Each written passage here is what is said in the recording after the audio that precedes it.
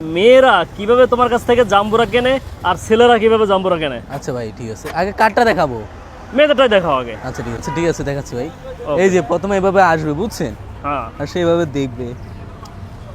এই যে একটা একটা করে সবগুলোই কিন্তু দেখবে, বলবে যে এই যে এটা এখান থেকে কাটা, এই যে এটার মধ্যে একটু দাগ, বলবে এই যে এটা ছোট কাঁচা, এভাবে সবগুলো দেখবে। এভাবে দেখছেন, দেখে সব বাঁচবে এভাবে একটা একটা করে বাঁচি।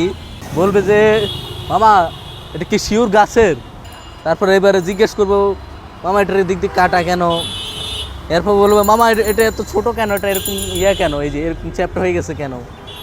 এরপর বলবো যে মামা এটা এরকম বেশি পাকছে কি কেন, এটা একটু পচে গেছে। এরপর বলবো যে মামা এটা এরকম গোল কেন? তারপরে এবার সব বাছার পরে দিয়ে এই যে বলবো যে মামা এটা বেশি পাকা, এটাই আমাকে দেন। তারপর দেখে এই যে নিবেন, নেওয়ার পর এই যে দেখেন এটা কিন্তু পচা। এই হচ্ছে মেয়েদের বুদ্ধি। তার মানে মেয়েরা সমস্ত কিছু এরকম বেসে টেসে নেভেল পচাটা। জি ভাই। এখন ছেলেরা কিভাবে কেনে? এই যে ছেলেরা আসবে, এসে এভাবে করে এই যে যেটা একটু এই যে বলবে যে মামা এটাই দেন, এটাই ভালো। তাই তার মানে ভালো। ওই যে দেখেন এটা কিন্তু ভারী, অনেক ভারী। হ্যাঁ ভালো। তার মানে মেয়েরা বেসে বেসে কেনেও লাস্টে ঠকে, পচাটা কেনে ঠকে। জি। আর ছেলেরা ছেলেরা আসে একদম ভালো, যেটা একটা হাত দিয়ে নিবে এটাই নিবে, এইটাই নেবে। জি, এত বাঁচবে না।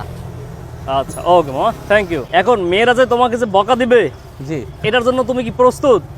ভাই, আমার আছে কিছুক্ষণ পর আমার বিরুদ্ধে সাপাকে আন্দোলন শুরু করে দিতে পারে, বলার কিছু নেই।